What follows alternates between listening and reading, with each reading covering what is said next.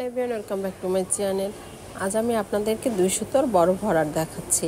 আর এর জন্য আমি কাপড়ে একটি ডিজাইন এঁকে নিয়েছি, ফ্রেম বসিয়েছি, সুইয়ে 2টো সুতো নিয়েছি।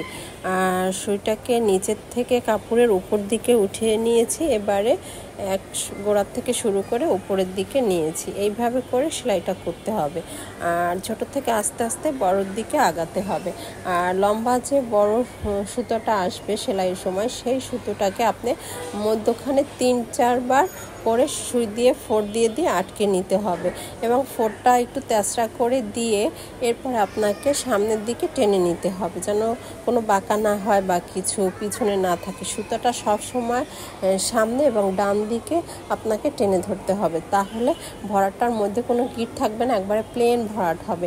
এইভাবে আপনাদের যত বড় ভরাট হোক না কেন, 5 বার 6 বার যে কয়বার ভিতরে সেলাই দিতে হয় আপনারা ওইভাবে করে সেলাই করে নেবেন, তাহলে লম্বা সুতোটা আর থাকবে না। আস্তে আস্তে আপনাদের ভরাটটা হয়ে যাবে। বড় ডিজাইন থেকে একটু একটু ডিজাইন অনুযায়ী কমিয়ে কমিয়ে তারপর যখন ছোটোতে চলে আসবেন তখন কোনো গিট দিতে হবে না, এমনিতে একবার নিলেই সেলাইটা হয়ে যাবে। এইভাবে করে ভরাটটা করতে হয়।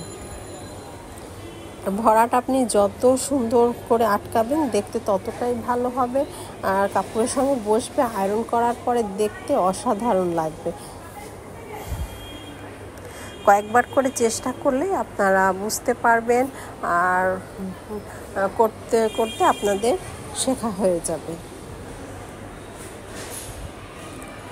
আমি এখানে ছোট একটা ফুল করেছি 3টা পাপড়ি দিয়ে, সেটাকে আমি তুলে আপনাদেরকে দেখাচ্ছি যে কিভাবে আমি এটা বানাচ্ছি। আর ভরাট কোনো মেশিনের সঙ্গে কখনোই পারবে না, তুলনা করা যাবে না। হাতের কাজ সবসময় এর মানে মূল্যই আলাদা। হাতের এর কোনো তুলনা হয় না, এর টাকা দিয়ে কেনা যায় না হাতের কাজ। এটা আপনার নিজের মতন করে আপনি নিজে সেলাই করবেন, নিজের মনের রং দিয়ে মিশিয়ে সুন্দরভাবে আপনি যত করবেন তত সেলাইগুলো সুন্দর হবে। তো এইভাবে আস্তে আস্তে করে বড় হবে, এরপর আবার ছোট হতে থাকবে। এইভাবে আপনারা ভরাটটা করে নেবেন।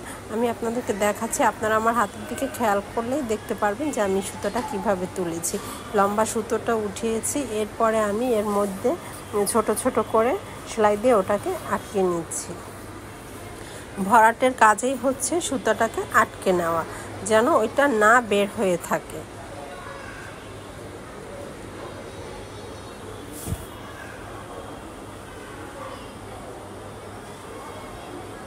তা আমি এখন মধ্যখানে যে গোলটুকু সেইটুকু করে নিচ্ছি। সেটা আমি গোলাপি কালার সুতো দিয়ে সেইটাকে করে নিচ্ছি।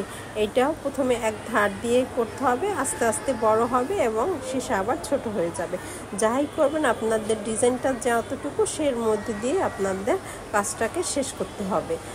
আর গোল ভরাটে কোনো বাড়তি এখানে দিতে হবে না, যেহেতু গোলটা অত বড় হয়নি, একবার করে নিয়ে করলেই হয়ে যাবে।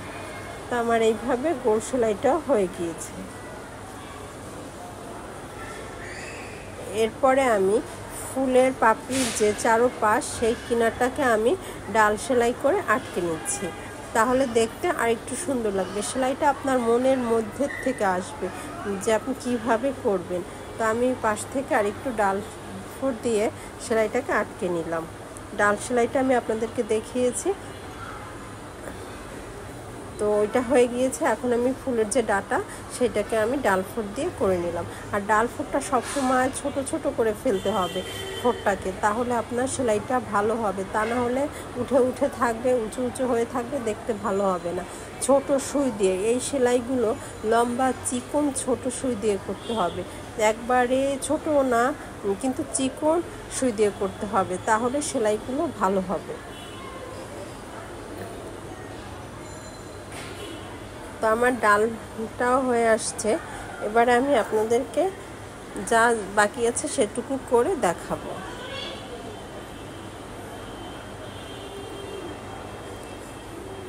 আর এই সুইটা আপনি আলাদা আলাদা করে কিনবেন। একটা সুই 5 টাকা করে নেয় সেলাইয়ের জন্য, বলতে হবে সেলাইয়ের সুই, ফুল তোলার সুই বললে চিকন লম্বা সুইগুলো দিবে, সেই সুইগুলো দিয়ে সেলাই করবেন।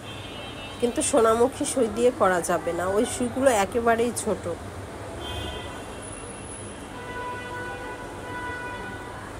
তো আমার ভরাটের ডালটাও হয়ে গিয়েছে।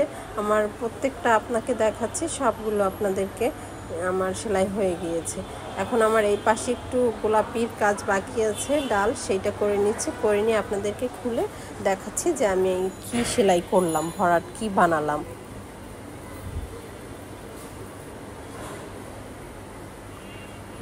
আমি এরপরে আপনাদের অন্য আর একটা সেলাই দেখাবো। এইভাবে করে পরপর আমি কয়েকটা ভিডিও করব সেলাই নিয়ে, আপনাদেরকে দেখাবো যে আমি কি কি বানিয়েছি সেলাই করে করে আমার বাসার জন্য, সেগুলো আপনাদেরকে দেখাবো।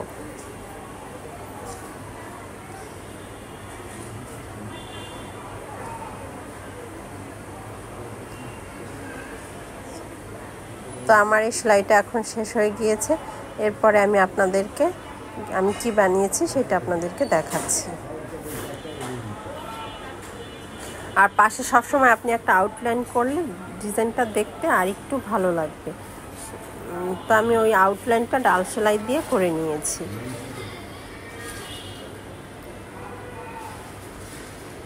সব সেলাই, যে কোনো সেলাই করার পরে এরপর আপনারা ধুয়ে আয়রন করে নেবেন, তাহলে কাপড়ের সঙ্গে বসে থাকবে।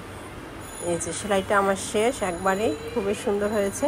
আর আমি এই ভরার সেলাই করে কি বানিয়েছি আপনাদেরকে দেখাচ্ছি। আমি টেবিল ম্যাট করেছি ডাইনিং টেবিলে গরম খাবার রাখার জন্য। এই যে এগুলো বানিয়েছি সেলাই করে, সাদা কাপড়ের উপরে এরকম করে আমি ফুল তুলে ভরাট করেছি। জানি না আপনাদের কাছে কেমন লাগবে, ভালো লাগলে অবশ্যই জানাবেন। আর আমি এই কাপড়ের উল্টো পিঠে দেখতেই পাচ্ছেন, আমি আরেকটা বাড়তি পাতলা সাদা কাপড় দিয়ে চারপাশে মেশিনে সেলাই করে নিয়েছি, যেন সুতোটা না দেখা যায়। এইভাবে আপনারাও চাইলে ঘরে মেশিন থাকলে করে নেবেন, তা না হলে দোকান থেকেও করে নিতে পারবেন, চারপাশে গোল করে কেটে। এরপরে আর আমি লাইনের পাশে যে বর্ডার, ওইটা আমি কাঁদাধারি করেছি, ওইটা আপনাদেরকে দেখাবো কিভাবে করতে হয়। আর ভরাটগুলো দেখতেই পাচ্ছেন খুবই সুন্দর বসে গিয়েছে। আউটলাইনে আবার ডালফোর দিয়ে করেছি। আর এই ভিতরে আমি কাঁথা সেলাই দিয়েছি, কাঁথা স্টিচ যেটা, সেইটা। যেহেতু ফুলটা আপনি যদি কাঁথা স্টিচ না দেন তাহলে উঁচু উঁচু হয়ে থাকবে, ফুলটা মধ্যখানে ভরাট, পাশে ফাঁকা, দেখতে ভালো লাগবে না। যে কারণে আপনি যখন কাঁথা স্টিচ সেলাইটা করবেন, যে কালারের সুতা সেই কালার কাপড় দিয়ে, তাহলে আপনার সেলাইটা একবারে সুন্দর হবে, কোনো কুচকাবে না, দেখতেও ভালো হবে।